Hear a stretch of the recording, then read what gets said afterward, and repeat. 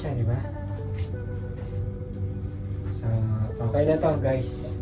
So, next na, gagawin natin yung Oculus, walang power. Tapos itong PlayStation 4, overheating issue. Then, ano pa ba?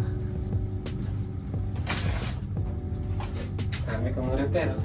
Ito naman, broken screen. Yan yun. Marag. Tapos ito naman, USB-C port naman siya. So, dami natin nakalinya ngayon. Bibidyoan ko lahat yan. Tapos, upload natin lahat. Okay guys.